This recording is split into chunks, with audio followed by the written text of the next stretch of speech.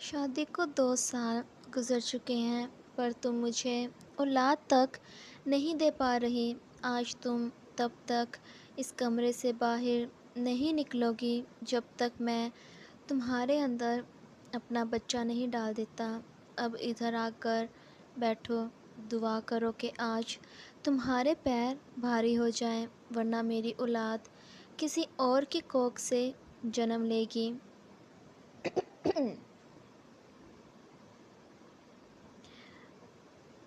اپنی پاس اسے بٹھاتا، وہ اپنے عمل سے اس کی بلند کروا گیا، چونکہ وہ اس کے ایسے دلچسپ ناولز کے لیے فاریہ خان ناولز کو لازمی سبسکرائب کریں۔ شکریہ۔ اماں جی چلیں، باہر بہت بڑا معاملہ بن گیا ہے۔ ایک خاتون جو چہرے کے آگے دوپٹہ کیے بھاگتی ہوئی حویلی میں لوٹی تھی، ان کی سانس پھولی ہوئی تھی، جیسے کہ بہت گھبرائی ہوئی ہو۔ اب کیا ہو گیا؟ پان پر وہ مسالہ لگاتی ہوئی وجہ پوچھنے لگی۔ اماں، چھوٹے صاحب اور بڑے صاحب میں پھر سے بحث شروع ہو گئی ہے۔ مجھے ڈر ہے کہیں یہ بحث کسی کی جان نہ لے لیں۔ چھوٹے صاحب کو روکنے کی کسی میں نہیں ہمت سوائے آپ کے۔ آپ ہی جا کر انہیں سنبھالیں۔ وہ ہر لفظ کہنے کے بعد سانس لے رہی تھی۔ ایک تو یہ کبیر بھی نہ 1000 مرتبہ کہا ہے، اپنے دماغ کو اتنا گرم نہ رکھا کرے۔ ہر بات پر غصہ کرنا فرض سمجھ لیا ہے اس نے۔ جھولے پر سے اترتی وہ اپنی لاٹھی کے سہارے چلتی ہوئی حویلی سے باہر جانے لگیں۔ اماں گاڑی میں چلیں۔ فوراً ڈرائیور پاس آ گیا، انہیں گھر سے باہر جاتے دیکھ، مگر اماں جی نے اشارہ کیے اسے روک دیا۔ وہ پیدل ہی چل کر جا رہی تھیں۔ کبیر، تیرا مسئلہ کیا ہے؟ یہ مت بھول، اس خاندان کا بڑا بیٹا میں ہوں، اور یہاں کے فیصلے لینے کا حق بھی پہلا مجھے جاتا ہے۔ میں جو چاہے کر سکتا ہوں۔ تم ہوتے کون ہو مجھے روکنے والے؟ سیاہ آنکھوں والا شخص، بھاری بھاری داڑھی اور مونچھوں کو تاؤ دیا شخص، اپنے چھوٹے کزن بھائی کے ساتھ گاؤں کے بیچ لڑائی کرنے میں مصروف تھا۔ ہاں، جانتا ہوں میں کہ آپ خاندان کے پہلے بڑے ہیں بیٹے، لیکن آپ کے کام اور فیصلے بالکل بڑے نہیں ہوتے، اور شاید یہی وجہ ہے کہ بابا اور تایا ابو نے یہ گدی مجھے سونپ دی تھی۔ کبیر لشاری بات بہت کم کیا کرتا تھا، مگر اس کی کم بات دوسرے کو غصہ دلوا جایا کرتی تھی۔ اب تم مجھے سکھاؤ گے صحیح اور غلط میں فرق؟ جتنا حق تم دونوں بھائیوں کا اس پراپرٹی پر ہے، اتنے اکیلے کی زمین ہے میرے پاس۔ چھوٹا سمجھ کر ہمیشہ تجھے معاف کرتا رہا، لیکن تم نے میرے ہر کام میں ناٹک کرنا فرض سمجھ لیا ہے۔ زبیر نے کبیر کو گریباں سے پکڑ لیا تھا۔ کیا ہو رہا ہے یہاں پر؟ اماں جی کی آواز سن دونوں کا دھیان ان کی جانب ہوا۔ اماں، آپ یہاں؟ کبیر، جو مانو غصہ بھول ہی بیٹھا ہو اپنی ماں جی کو دیکھ کر۔ چچی، اپنے بیٹے کو سمجھاؤ۔ ایک تو یہ اس گاؤں کا مائی باپ بن کر بیٹھ چکا ہے، میں نے پھر بھی اعتراض نہیں کیا، اور اب میرے ہر معاملے میں روک ٹوک بھی کرنا شروع کر دیا ہے۔ اپنی چچی کے گھٹنوں پر ہاتھ لگائے زبیر نے انہیں شکایت لگائی۔ معاملہ بتاؤ گے؟ کیا ہوا ہے جو صبح صبح تماشا لگا کر بیٹھ گئے ہو؟ اماں جی نے تفصیل پوچھی تھی۔ اماں جی، میں اپنے گھر میں ملازمہ چاہتا ہوں۔ یہ جو کاشی ہے، اس کے گھر 4 بیٹیاں ہیں۔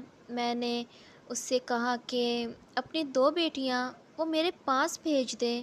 پر اس کبیر کو مسئلہ ہو گیا۔ زبیر نے مکمل تفصیل بتا دی۔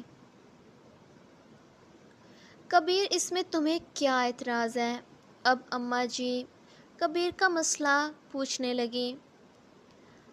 اماں جی، آپ جانتی ہیں اس گاؤں میں ہر انسان کو اپنے فیصلے خود لینے کا حق ہے، سوائے وہ فیصلے جو ہمارے گاؤں کا نام بدنام کرتے ہوں۔ کاشی کی چاروں بیٹیوں کی عمر شادی کی ہو چلی ہے اور وہ نہیں چاہتا کہ زبیر بھائی کے گھر وہ کام کریں۔ اب جب باپ کو اعتراض ہے تو زبیر بھائی کیوں اپنی مرضی کرنا چاہتے ہیں؟ کیوں ان کی بیٹیوں کو اپنے ساتھ لے جانا چاہتے ہیں؟ وہ جانتا تھا اپنے بھائی کی فطرت، تبھی آج معصوم لڑکی کی حفاظت کے لیے وہ کھڑا تھا۔ اماں جی مکمل تفصیل جاننے کے بعد چند سیکنڈ خاموش رہیں۔ کاشی، اپنی لڑکیوں کو بھیج دو کام پر، باقی تمہاری چاروں بیٹیوں کی شادی کی ذمہ داری میری ہوگی۔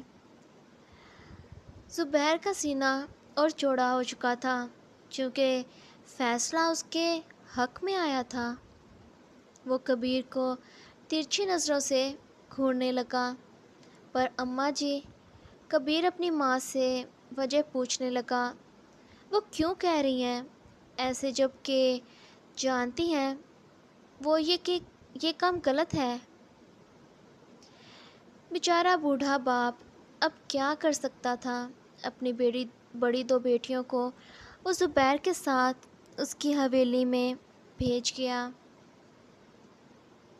چلو کبیر، اماں جی کبیر کو گاڑی میں بٹھاتی واپس حویلی جانے لگی۔ اماں جی، آپ سے ہی کچھ پوچھ رہا ہوں میں، آخر آپ نے ایسے کیوں کیا؟ زبیر بھائی کے بارے میں معلوم ہے نا، ان کی بیوی ان سے تنگ رہتی ہے اور جو ان کے کرم ہے، اسی وجہ سے ابھی تک اولاد سے بھی محروم ہے۔ کبیر اپنی ماں کو سمجھانے کی کوشش کر رہا تھا، اور ہمیشہ محروم ہی رہے گا۔ کبیر، تجھے کتنی مرتبہ سمجھایا میں نے، زبیر سے بنا کر رکھا کر، تیرے باپ نے سوائے نام کے اور کچھ نہیں بنایا، جبکہ تیرا تایا اپنے اکلوتے بیٹے کے لیے بہت ساری زمین جائیداد چھوڑ گیا جو اسے مل چکی ہے، اور جب اب زبیر کی اولاد ہی پیدا نہیں ہوگی، وہ ساری دولت تجھے اور دبیر کو مل جائے گی۔ اسی وجہ سے وہ جو کرتا ہے اسے کرنے دیا کر، اپنی ماں کی سوچ جانے۔ کبیر شاکڈ رہ گیا۔ اماں، آپ سے کتنی مرتبہ کہہ چکا ہوں، مجھے ان کی دولت نہیں چاہیے، بلکہ جو نام مقام ہمارے پاس ہے وہ کافی ہے۔ زبیر بھائی کے پاس کتنی دولت ہے، پر پھر بھی گاؤں والے انہیں پسند نہیں کرتے، یہاں تک کہ تایا ابو کو بھی غلط الفاظات کے ساتھ یاد کرتے ہیں۔ کبیر لشاری کو بہت محبت تھی اپنے گاؤں سے۔ بس کر دو اور تھوڑا خود کے فائدے کا بھی سوچ لیا کرو۔ زیبا بیگم، جنہوں نے ہمیشہ خود کے فائدے کا ہی سوچا تھا، اور وہ اپنی اولاد کو بھی خود کے جیسا ہی بنانا چاہتی تھی، جبکہ کبیر اور دبیر دونوں اپنے والد پر گئے تھے، ان کی سوچ بالکل منفرد تھی۔ جو غلط ہے تب کسی کو معافی نہیں دینی، اور ناانصافی تو بالکل نہیں برداشت ہو پاتی تھی اس سے۔ ڈرائیور اماں کو گھر چھوڑ دو، خود کبیر بیچ راستے ہی گاڑی رکواتا باہر نکل گیا۔ جب تک حویلی نہیں آ جاتی اماں جی کی ویسی ہی باتیں جو چلنی تھی۔ ہاں ہاں چلے جاؤ، لیکن بیٹا میری یہ باتیں تجھے بعد میں سمجھ آئیں گی کہ تیری اماں ہمیشہ ریٹ ہوتی ہے۔ وہ اپنے بیٹے کو جانتی تھی، تبھی اس کے گاڑی سے اترنے کی وجہ بھی سمجھ گئی۔ اماں جی وہ رائٹ ہوتا ہے۔ ڈرائیور فوراً سے ان کی غلطی سدھار گیا۔ جب کبیر گاڑی کی ونڈو میں سے ڈرائیور کے سر پر تھپڑ لگاتا۔ اماں جی کی غلطی سدھارو گے؟ اماں نے ریٹ کہا تو ریٹ ہی ہے۔ کبیر کو اپنی ماں سے محبت بھی بہت زیادہ تھی۔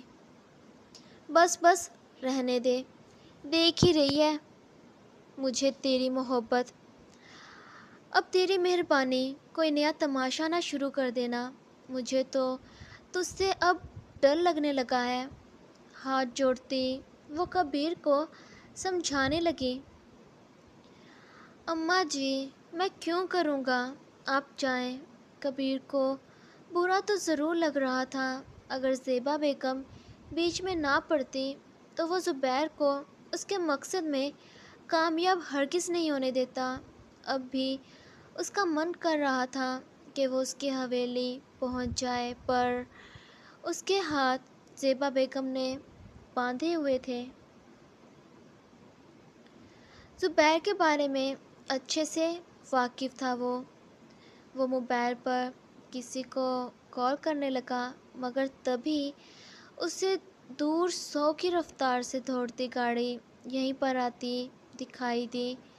آنکھوں پر سے سیاہ چشمہ ہٹائے کبیر اس جانب دیکھنے لگا، جب بالکل اس کے پاس آ کر وہ گاڑی رکی۔ دھول جو چاروں طرف اڑنے لگی تھی۔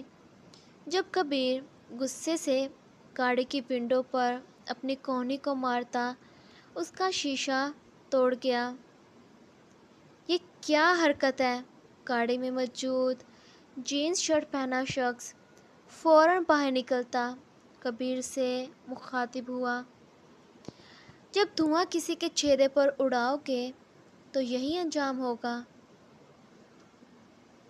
کبیر نے شخص کو اس کی غلطی یاد کروائی۔ گاڑی نے تو دھول نہیں اڑائی، میں چلا رہا تھا، اسے اس بیچاری کا کیا قصور؟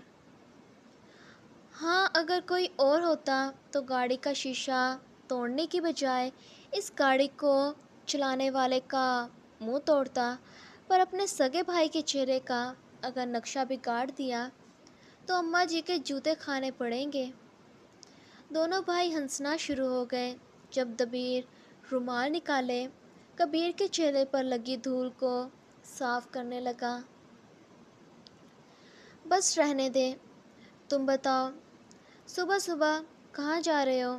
کبیر نے اس کے ہاتھ سے رومال پکڑ لیا۔ بھائی وہ آپ جانتے ہو نا، میرے پاگل دوست میرے بغیر وہ کوئی کام نہیں کرتے۔ آج بھی مجھے پہلے ہی کالج بلا لیا تاکہ ریحان کی دوست کے لیے میں اسے اچھا سا گفٹ خرید کر دوں۔ دوست؟ اس کی تم کیوں گفٹ خرید کر دو گے؟ سچ سچ بتاؤ، کہیں تمہارا تو کسی کے ساتھ چکر وکر نہیں چل رہا نا؟ کبیر دبیر کے کان کو پکڑے مروڑتا سچ پوچھنے لگا۔ بھائی یار آپ کی قسم ایسا کچھ بھی نہیں ہے، وہ ریحان کی ہی دوست ہے، میں تو بس اس کی مدد کر رہا ہوں۔ اچھا ٹھیک ہے، مجھے بھی شہر جانا ہے، فیکٹری تک چھوڑ دینا۔ کبیر بھی گاڑی میں بیٹھ گیا۔ بھائی اگر سچ میں میری دوست ہوتی تو آپ کیا کرتے؟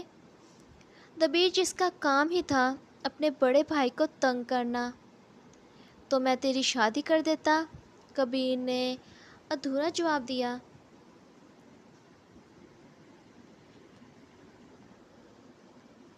سچ میں کتنے اچھے ہیں آپ، دبیر تو خوشی سے چیخ اٹھا تھا۔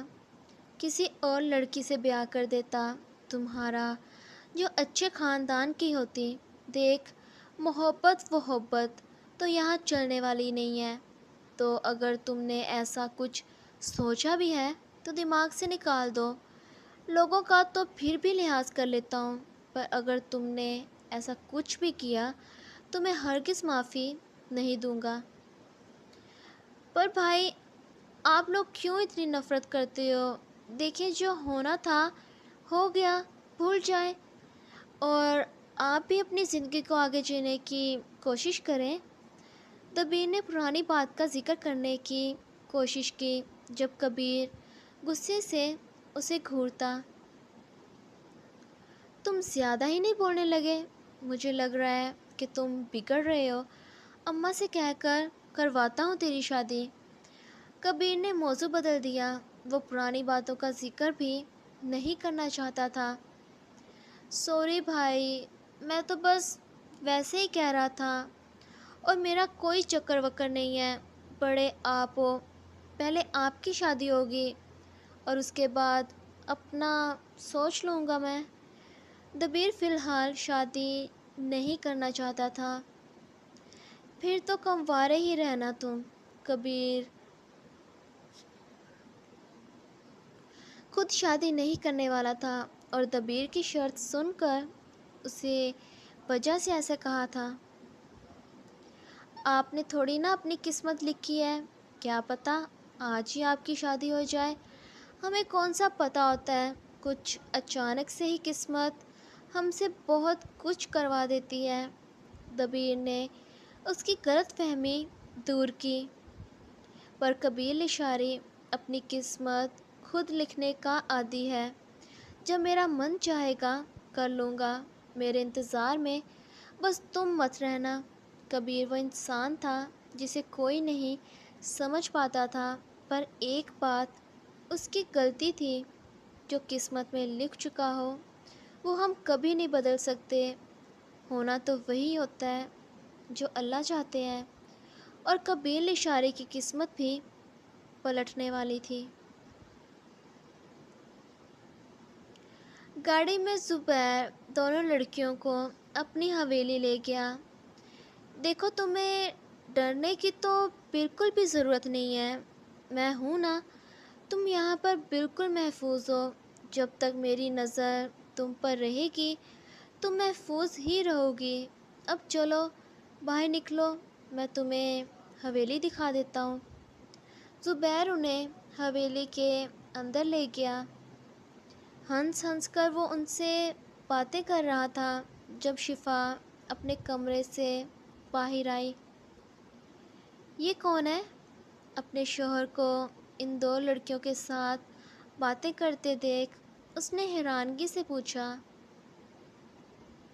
یہ وہ میں کام کے لیے لایا ہوں، پرانی ملازمہ کو نکال دو، وہ کسی کام کی نہیں ہے، اب سے یہ دونوں ہر کام کیا کریں گی۔ زبیر کی نظریں وہ اچھے طریقے سے پہچان پا رہی تھی، وہی وہ دونوں لڑکیاں بھی ڈری سہمی سی ہوئی تھیں۔ لیکن ہمیں تو ضرورت نہیں ہے، دراصل جو پرانی ملازمہ ہے وہ اپنی ماں کو بھی لے آئی ہے، تنخواہ ایک ہی ہوگی، پر وہ دونوں کام کیا کریں گی۔ لڑکیوں، آپ لوگ فی الحال واپس گھر جا سکتی ہو، اگر ضرورت ہوئی تو ہم بلا لیں گے۔ شفا نے انہیں یہاں سے بھیج دیا۔ یہ کیا بدتمیزی ہے، میں کچھ سوچ کر ہی انہیں لایا تھا نا، تو تم نے انہیں یہاں سے جانے کا کیسے کہہ دیا؟ بازو سے پکڑے وہ شفا کو جھنجھوڑ گیا۔ یہ گھر میں سنبھالتی ہوں تو ان معاملات کے فیصلے بھی مجھے ہی لینے کا حق ہے۔ آپ کے جو فرائض ہیں بس انہیں پورا کریں۔ شفا بھی اس شخص کے ظلم کی عادی ہو چکی تھی، تبھی کبھی کبھی وہ بول لیا کرتی تھی، تمہارے حق۔ سچ میں ایک اولاد دینے جیسا حق تو تم سے پورا نہیں ہو پا رہا۔ مذاق بنا کر رکھ دیا میرا۔ 2 سال ہو چکے ہیں ہماری شادی کو اور ابھی تک میں بے اولاد ہوں۔ زبیر جو اکلوتا تانا ہر وقت شفا کو مارتا رہتا تھا۔ ڈاکٹر کے پاس میں نے چلنے کو کہا ہے نا، لیکن تب بھی آپ منع کر دیتے ہیں، وہ بتا دے گی کہ کیا کرنا چاہیے۔ شفا نے ڈرتے ڈرتے اپنے من کی بات کہی۔ ڈاکٹر کے پاس جا کر میں خود کو साबित कर दूँ, यही चाहती हो तुम? चलो मेरे साथ। आज तुम तब तक इस कमरे से बाहर नहीं निकलोगी जब तक तुम्हारे अंदर मैं अपना वारिस ना छोड़ दूँ। फिर तब तुम अच्छे से सोचना, क्या मैंने किसी किस्म की कमी छोड़ी है? बाजू से पकड़े खींचता हुआ वो शिफा को कमरे में ले गया। ज़ुबैर, मेरा वो मतलब नहीं था। मैं तो बस आपको बता रही थी कि क्या पता वहाँ जाकर हम इस महरूमी से खुद को दूर कर दें। वो इस शख्स के अंदाज से वाकिफ़ थी, तभी डरती हुई खुद की सफाइयाँ देने लगी। डॉक्टर के पास तो मैं फिर भी नहीं जाऊँगा, क्योंकि कमी मुझ में नहीं, तुम में है। मसला नहीं, बल्कि तुम्हारा है। फिर मैं तुम्हें ही छोड़कर किसी और लड़की से शादी कर लेता हूँ। दुआ करो कि आज तुम्हारे पैर भारी हो जाएं, वरना जल्द ही मैं तुम्हारी सौतन को ज़रूर ले आऊँगा। शिफा का दुपट्टा खींचकर वो हवा में उछालता खुद उसके उठाने लगा। प्लीज़ रुक जाएं, ऐसा जुल्म मत करें मेरे साथ। उसका दिल ज़ोर से धड़का था। अगर ज़ुबैर लिशारी उसकी सौतन को ले आया तो उसका क्या होगा, क्या बनेगा उसका? एक मर्तबा जो लड़की ब्याह दी जाए, अगर वापस अपने मायके चली जाए तो वालिदैन को बोझ लगने लगती है। मर्दों के लिए तो बहुत आसान होता है ना ये बात कहना कि वो उन्हें छोड़कर किसी और से शादी कर लेगा, पर यह लफ्ज़ एक औरत की जान उसके वजूद से भी निकालने से बड़ी तकलीफ़ पहुंचाता है उसे। बेदर्दी से वो उसके कपड़ों को आज़ाद करता। चलो और आकर बैठो। अगर तुम्हारी बेकार रही तो मुझसे बुरा और कोई नहीं होगा। ज़ुबैर की धमकी काफ़ी थी शिफा को तोड़ने के लिए। वो तो जो कुछ ये कहता था करती थी, मगर फिर भी औलाद से महरूम थी वो उसके बैठ गई, मगर एक ज़ुबैर उतरा था। उसने तकलीफ़ से अपनी आँखों को नीचे ज़ुबैर के कांधों पर हाथ रख लिए, जबकि वो उसकी सहलाता हुआ लगा। आज बहुत मुश्किल होने वाली थी शिफा के लिए। जहाँ वो अपनी आँखों में बार बार आ रहे आंसुओं को रोकने की कोशिश कर रही थी, वहीं ज़ुबैर के कहने पर वो दिल में बस एक ही दुआ थी उसके कि वो माँ बन जाए। इससे सौतन का दुख बर्दाश्त नहीं हो पाएगा। आज वो पूरी हिम्मत जुटाने वाली थी, पर अगर फिर भी कुछ ना बन सका तो ज़ुबैर इशारी क्या करेगा उसके साथ? हम साथ साथ हैं, चलो सब मिलकर गाओ। ये सफ़र शुरू हो गया जो कभी भी ख़त्म नहीं होगा, क्योंकि हम साथ साथ हैं।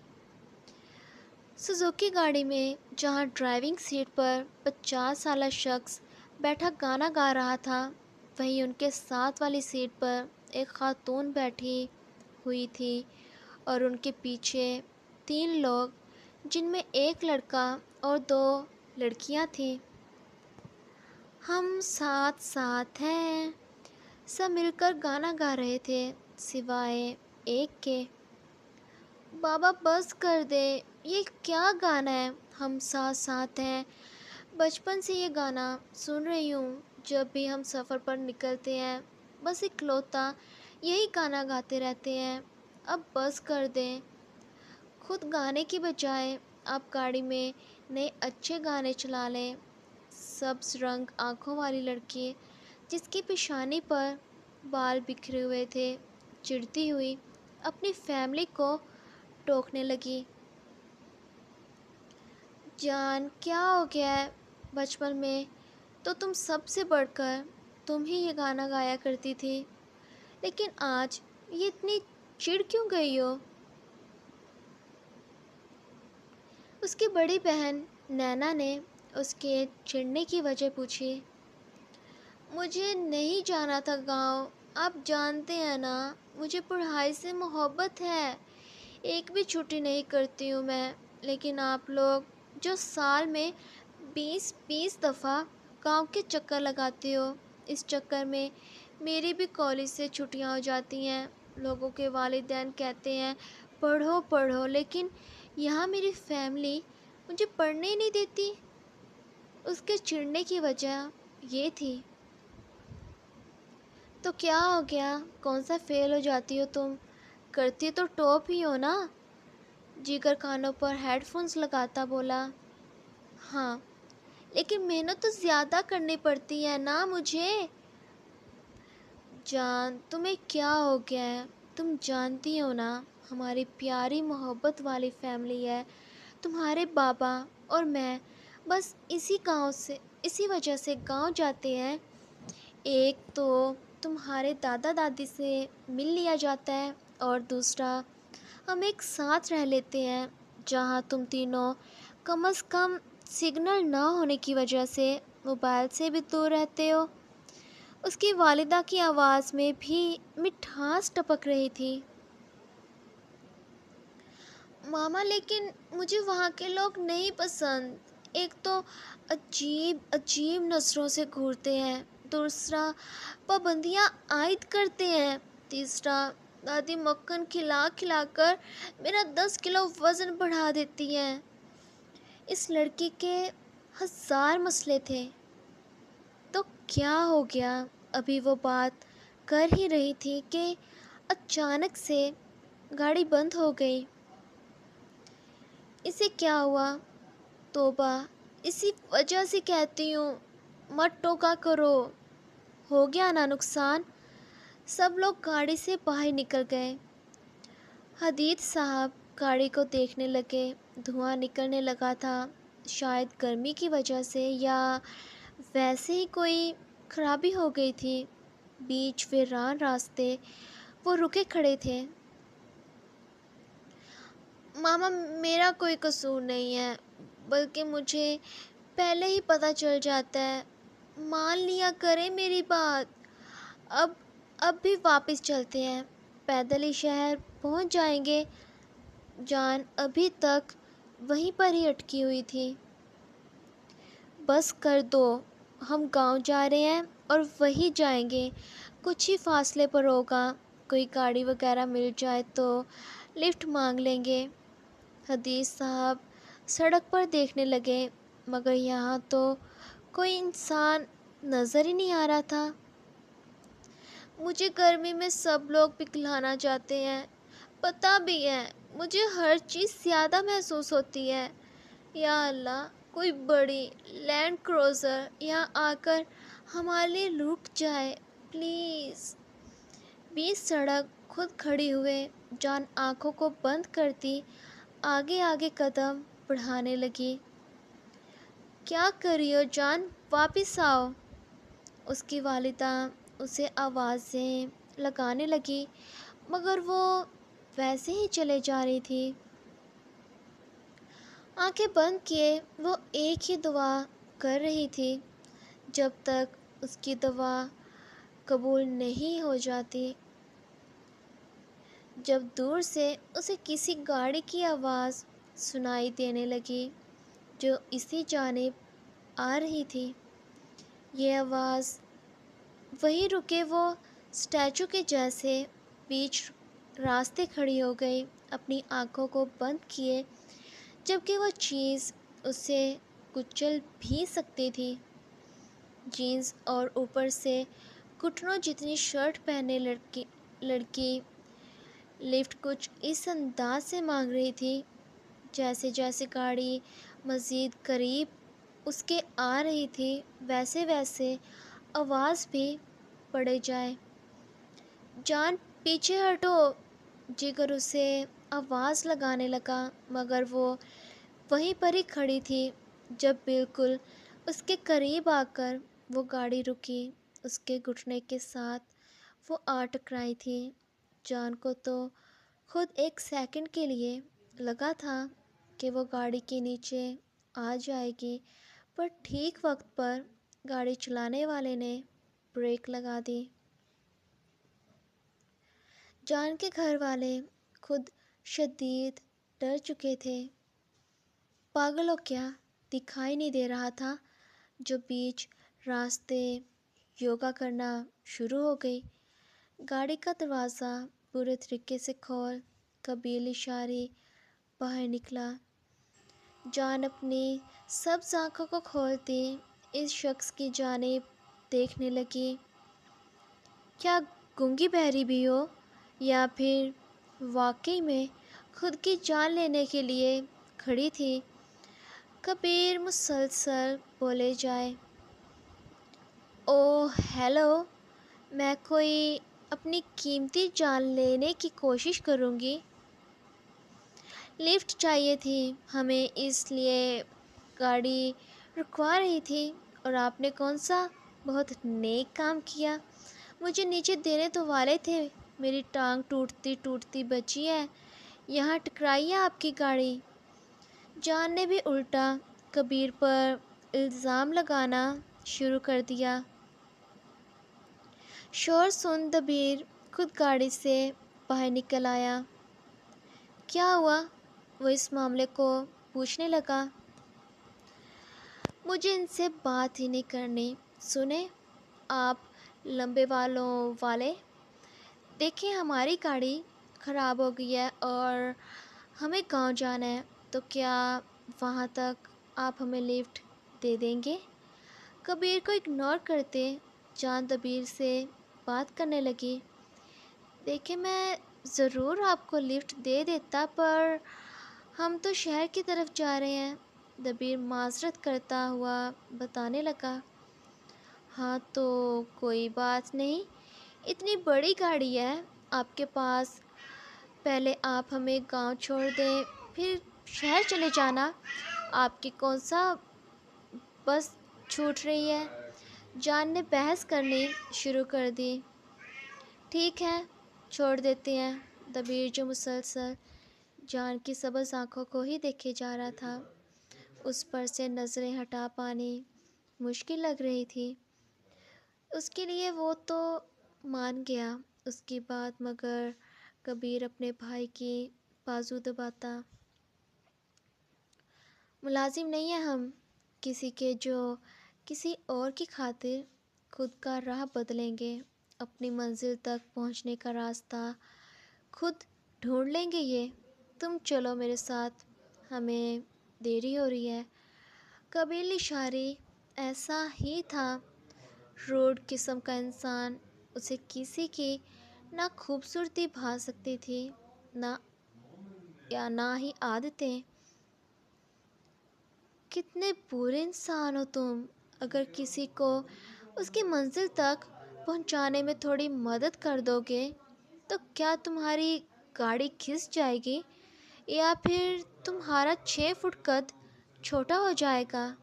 تم جیسے برے لوگوں کی وجہ سے ہی انسانیت سے بھروسہ اٹھ رہا ہے، ایسے ہمارے ساتھ کر رہے ہو، کسی دن تمہیں بھی کوئی بیچ راستے چھوڑ جائے گا اور کوئی تمہاری مدد بھی نہیں کرے گا۔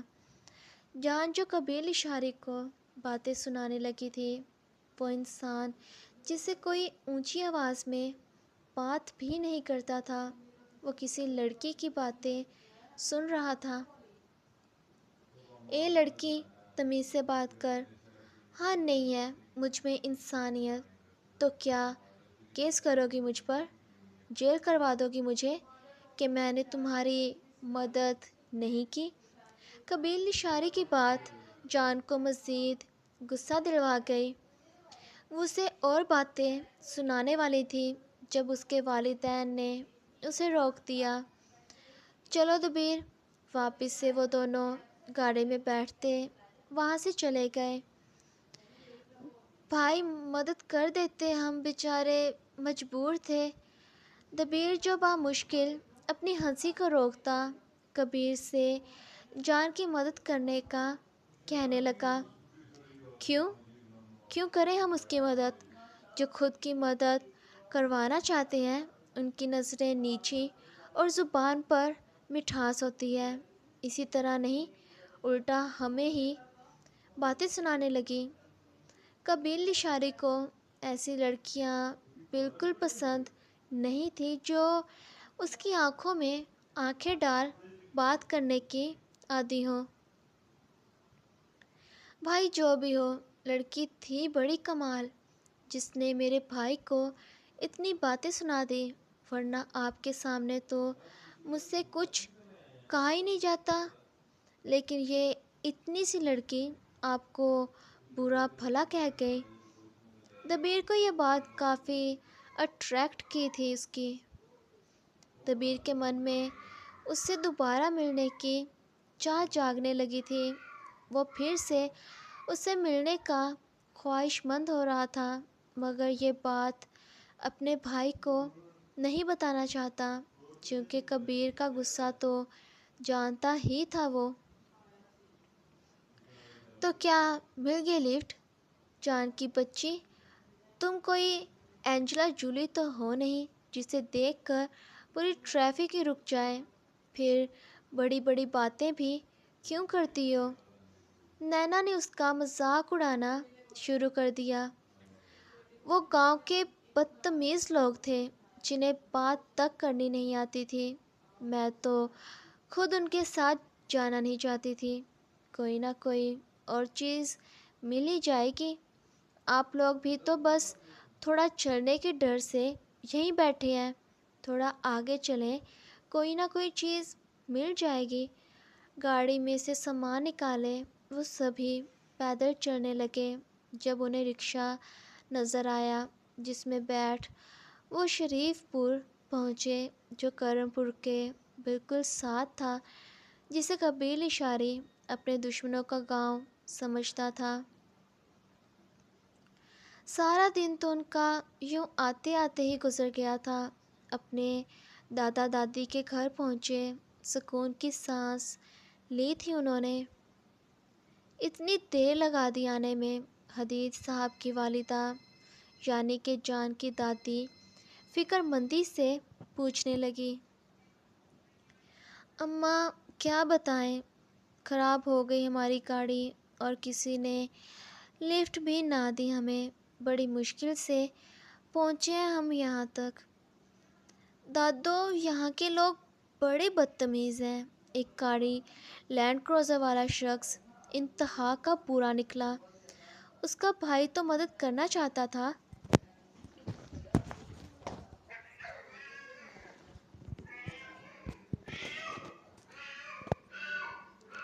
پر اس نے منع کر دیا۔ پتہ نہیں کون تھا وہ، مجھے تو ڈرائیور ہی لگ رہا تھا اس گاڑی کا۔ جان اپنی دادی کی کاندھے پر سر رکھ دی کبیر کی برائیاں کرنے لگی۔ سیاہ لینڈ کروزر والا، بیوقوف لڑکی، وہ تو کرم پور گاؤں کے سردار کی گاڑی ہے۔ انہیں تم لوگوں نے یہ تو نہیں بتا دیا کہ تم یہاں آ رہے ہو؟ ان کی دادی کو مزید پریشانی لگ گئی۔ نہیں، ہم نے تو کچھ نہیں بتایا۔ حدیث صاحب کے خود کے چہرے کا رنگ اڑ گیا، چونکہ وہ تو خود یہاں پہچان نہیں سکے تھے قبیل اشاری کو، اور نہ ہی کبیر نے انہیں پہچانا تھا، ورنہ وہاں پر شامت آ جاتی ان کی۔ بابا، مجھے ہاسٹل نہیں جانا، پلیز، ہم کیسے رہیں گے آپ کے بغیر؟ راہا روتی ہوئی سالار کی منت کر رہی تھی۔ بیٹا، میں کون سا اپنے دل کے ٹکڑوں کو خود سے دور کرنا چاہتا ہوں، پر کیا کروں، مجبور ہوں۔ تم اور رائم وہاں پر اچھی تعلیم حاصل کر سکتے ہو، جو یہاں پر میسر نہیں ہے۔ سالار اپنے بچوں کو سمجھانے کی کوشش کر رہا تھا۔ میسر تو یہاں پر بھی سب کچھ ہے، لیکن آپ کو شاید دکھائی نہیں دے رہا۔ اتنے چھوٹے بچوں کو کیسے اکیلے چھوڑ سکتے ہیں؟ عالیہ کی آواز سن جہاں راہا بالکل خاموش ہو چکی تھی، وہیں سلار کے چہرے کے تاثرات بھی بدل گئے۔ میں جانتا ہوں ہمارے بچوں کی بہتری کس میں ہے، اور راہا کمزور نہیں ہے، وہ خود کا اور رائم کا دھیان رکھ سکتی ہے۔ باقی ہاسٹل اور اسکول والے بچوں کی حفاظت کرنا جانتے ہیں۔ سلار نے دو ٹوک جواب دیا۔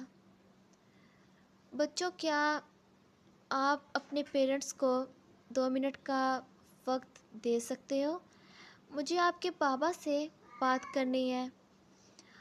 عالیہ نے بچوں کو کمرے سے باہر جانے کا کہا۔ تم نے انہیں باہر کیوں بھیجا؟ دیکھو، میں نے فیصلہ کر لیا ہے اور اس سے میں پیچھے نہیں ہٹنے والا۔ راہا اور رائم سوات جائیں گے بس۔ سلار کو پہلے سے ہی معلوم تھا کہ عالیہ اکیلے میں کیا بات کرنا چاہتی ہے۔ آپ کیوں کر رہے ہیں ہمارے ساتھ ایسے؟ میں جانتی ہوں آپ بچوں کو خود سے دور کیوں کر رہے ہیں، تاکہ وہ مجھ پر نہ چلے جائیں، تاکہ میں انہیں خود کے جیسے نہ کر دوں۔ آخر آپ کو میری چھوٹی سی بات سمجھ کیوں نہیں آتی کہ بدل چکی ہوں میں؟ اتنے سال گزر چکے ہیں اس معاملے کو تب سے لے کر اب تک میں نے ایسی کوئی حرکت نہیں کی۔ سدھر چکی ہوں اپنے بچوں کی خاطر، لیکن پھر بھی آپ کو مجھ پر بھروسہ نہیں ہو پا رہا۔ اب کیا خود کی جان لے کر مجھے ثبوت دینا پڑے گا کہ واقعی میں بدلاؤ آ گیا ہے میرے اندر؟ عالیہ کی آنکھوں میں نمی اتری تھی، وہ خود کا یقین دلوانے کی کوشش کر رہی تھی۔ تو پھر تم ارمان اور پری سے ملتے ہوئے اعتراض کیوں کرتی ہو؟ جب تم بدل ہی چکی ہو، پھر تمہیں کسی اور سے فرق نہیں پڑنا چاہیے۔ سلار کا سوال عالیہ کو خاموش کروانے کی وجہ بنا۔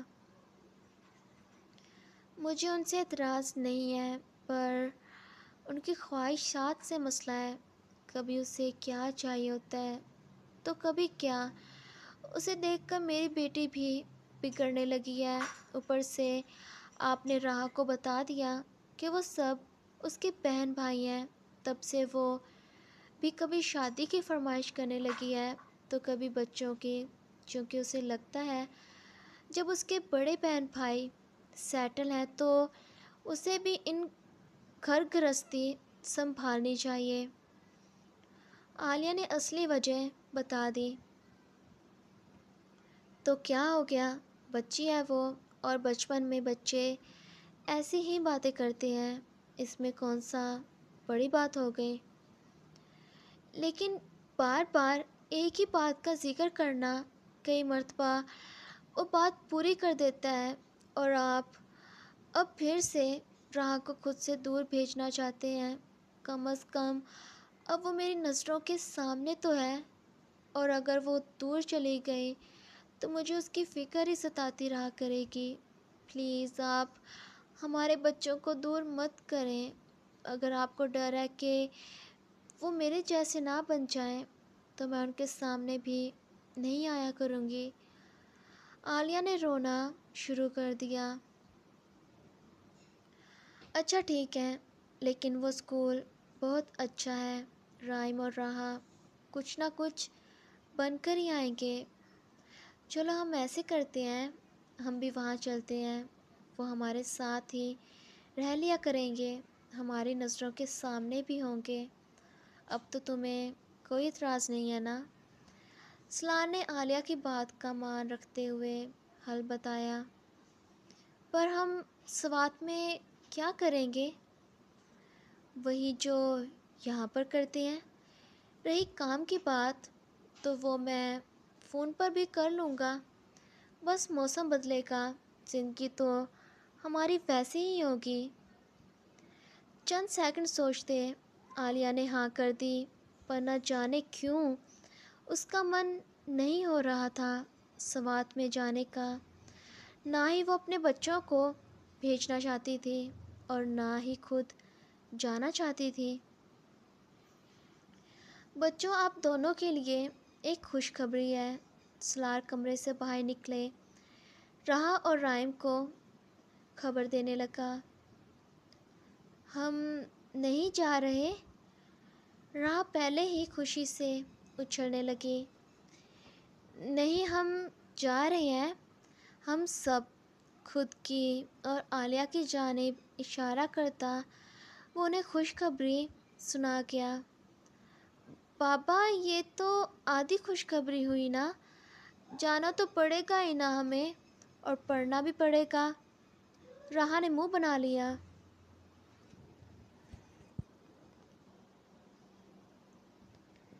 تو کوئی بات نہیں، مجھ سے پوچھو، کتنی محبت ہوا کرتی تھی مجھے کتابوں سے۔ ایک سال میں دو کلاس پاس کیا کرتا تھا۔ سلار جھوٹ بولنے لگا۔ کب؟ مجھے تو پتہ چلا تھا کہ آپ روزانہ اسکول سے بھاگ جایا کرتے تھے۔ عالیہ بیچ میں ٹوکتی۔ اس کا جھوٹ